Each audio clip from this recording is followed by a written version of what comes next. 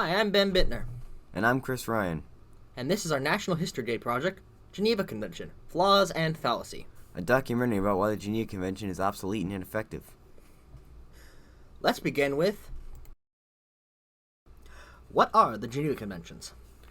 According to the Gale Global Issues Online collection, the Geneva Conventions are a series of international agreements drafted for the improvement of the treatment of non-combatants or civilians and prisoners during war.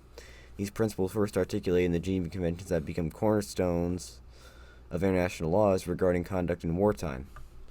And we will be defining the Geneva Conventions and protocols based on the definitions provided by the Legal Information Institute. The convention has already proven their effectiveness when Israel was implicated and punished for multiple infractions by a vote of 114 for and 2 against, with the 2 against being Israel and the United States, with 36 abstentions according to the UN Chronicle. This instance, while a great example of effectiveness, is also an example of an underlying flaw all situations, including democracy-like votes, have. The fact that all votes don't have the exact same weight. While officially Israel was punished, due to the fact that it had the U.S. as a backer, the punishment was lessened to lackluster.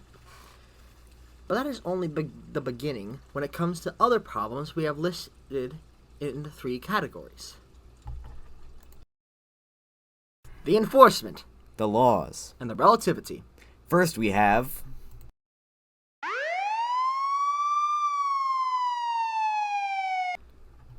enforcement.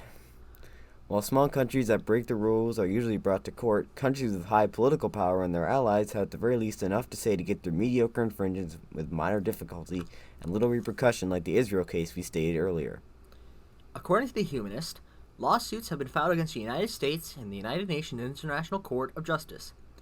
Even as the United States prepared for its war in Iraq, a lawsuit was filed by Iran accusing the United States of delivering dangerous chemicals and deadly viruses to Baghdad during the 1980s. A Belgian lawyer, on behalf of its 19 Iraqis, is moving forward with a war crimes lawsuit against the U.S. General Tommy Franks over 17 specific incidents, quote-unquote, in which the U.S. soldiers and commanders purportedly violated international law, and allegations of the U.S. violations of the Geneva Convention for publishing pictures of POWs in Guantanamo Bay are also being heard. And based on our sources, the U.S. has won those cases. With various technicalities included, which is much easier due to a mix of high political power and economic power, too. But Guantanamo is a different story as it ties in with the problems with the laws. The law's ideas are great for protecting human rights, outlining exactly what is to be considered inhumane or improper, and is somewhat effective at who is protected. But with all laws, there will 99% of the time be loopholes. And when it's something as important as human rights, every loophole can lead to quite disturbing and just wrong out interpretations. An example of this is the documented treatment of Al-Qaeda and Taliban prisoners. According to the national interest, there were photographs showing prisoners gagged and shackled, and crammed into cells exposed to the elements. But this was a unique circumstance. The International Committee of the Red Cross, or the ICRC, finding that the prisoners' restraint was not only transit and guards at the time were in similar shelters, and currently the prisoners were receiving adequate treatment. And after some initial verbal clutter, the Bush administration maintained that the terrorists were not technically prisoners of war, but at least they were nevertheless to be treated by the standards set down by the Geneva Conventions whenever possible. It was technically legal to interpret it as this was due to the fact that terrorists were not included in the laws, and an undeniable fact that the laws themselves are flawed and have been semi-intentionally been exploited. This can also be tied back to enforcement and realize the United States got pretty much off scot-free. That is true. Another example might not even be intentional, but can be still very alarming if it's actually used this way. It is concerning the International Emergency Economic Powers Act made by the United States. The convention specified that impartial humanitarian organizations have both the general right to access to aid non-combatants and specific duties to ensure the implement of the provision, such as goods, food, and medical supplies, and other articles necessary for the preservation of life. The duty arises in part when the parties delegate their obligations either by formal agreement or by default, and in part when the organization exercises its rights to access, which, when exercised, results in the obligation to comply with the Convention's demands. Humanitarian organizations subject to the United States jurisdiction will routinely export items in connection with their operations from the United States.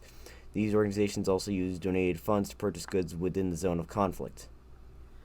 The President can voluntarily use IEEPA to broadly limit these activities stated in the Michigan Law Review. In a short, simple version of how the president does this by using this act, basically they're allowed to take, during wartime or an international emergency, they're allowed to take control of how funds are being allocated to a higher degree.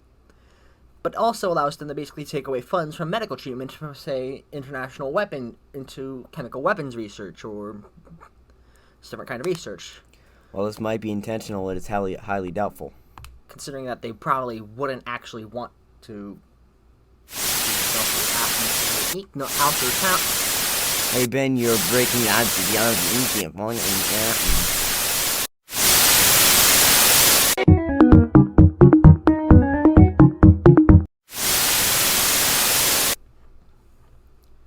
What was that? I think it was a hacker. A hacker? Why couldn't we have gotten some sponsor from NordVPN? It's a school project. Fair enough. I hope that doesn't happen again. Well, coincidentally, the final problems are more due with relativity, more specifically, cyber warfare. Not everything stays relative, as the times are always changing. And if we could predict them, then we would have had hoverboards and flying cars as predicted by Back to the Future. The main thing is the convention of the past couldn't prepare for war or cyber warfare. While you may think that it isn't the biggest issue with how humanitarian rights should be applied, you have to look around and see how much life of yours is stored on technology. Everything can be changed. Your assets, your personal info, your search history. While this is terrifying, that is not the worst part. While technology used in cyber warfare has been traditionally characteristic of espionage activities in the last 20 years, the same technology is capable of creating real damage in a nation state. In 2007, Estonia suffered the first ever reported statewide incident of cyber warfare assault when Estonia's banks, online newspapers, and government communications were shut down for 2 weeks by a group of Russian hackers who were believed to be tied to the Kremlin, according to Cassandra M. Kurtz of the University of Denver. Where the is Estonia? Is it a place from My Little Pony? No, that's Equestria. Estonia is... Wait, how do you know that? Commercials on Nickelodeon were endless and burned into my brain. I can't tell you how many times those things came on when I was trying to wait for SpongeBob. Makes sense. Anyway, as I was saying, Estonia is one of the Baltic states in Northern Europe next to Finland. And from what I can tell, they were not protected by the Geneva Convention. In that time.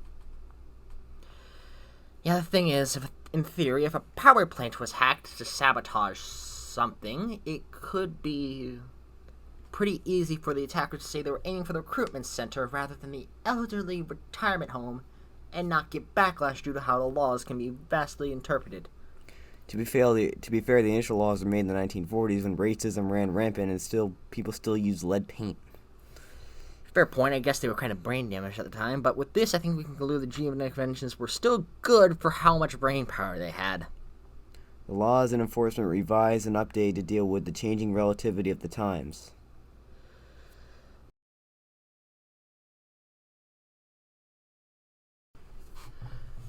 Yeah, at this point, I think we can conclude that the Geneva Conventions ideals are still good. But ultimately, they have a lot of fallacies, loopholes, and setbacks and need to be updated for modern times. And I shall conclude this documentary with a song. No, We're no no, strangers no, to love. no.